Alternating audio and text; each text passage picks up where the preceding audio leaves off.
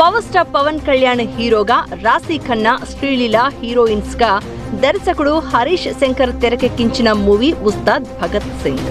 Pawan fans ఎంతో excitement తో ఎదురు చూస్తున్న ఈ సినిమా ఈ ఏడాది ఉగాదికి రిలీజ్ కాబోతోంది. సినిమా రిలీజ్ కి వస్తున్న టైంలో ఫస్ట్ సింగిల్ కాకుండా మిగతా 2 సాంగ్స్ కంటెంట్ బయటికి వచ్చింది. వీటిలో ఎంతో హైప్ ఇస్తూ రాసిన ఆర్ ఆఫ్ ఉస్తాద్ కూడా ఒకటి. అయితే ఈ సాంగ్ ఎంతమందికి నచ్చిందో అంతే రీతిలో చాలా మందికి సరిగ్గా ఎక్కలేదు. అయితే ఈ సాంగ్ అసలు థియేటర్స్ లో ఉండబోదట.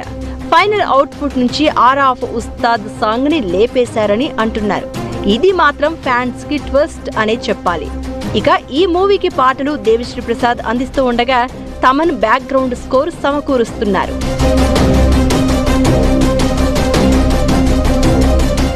అయితే ఆర్ ఆఫ్ ఉస్తాద్ సాంగ్ ను సినిమా నుంచి ఎందుకు తీసేస్తున్నారు అనేది క్లారిటీ లేదు.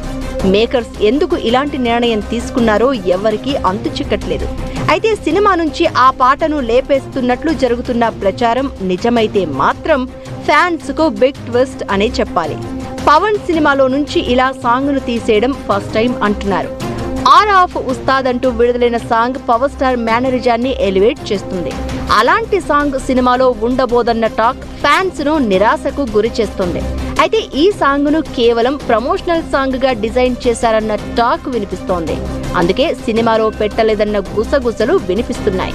థియేటర్ రిలీజ్ లో ఆర్ ఆఫ్ ఉస్తాద్ సాంగ్ సినిమాలో ఉంటుందో లేదో అనేది వేచి చూడాలి మరి.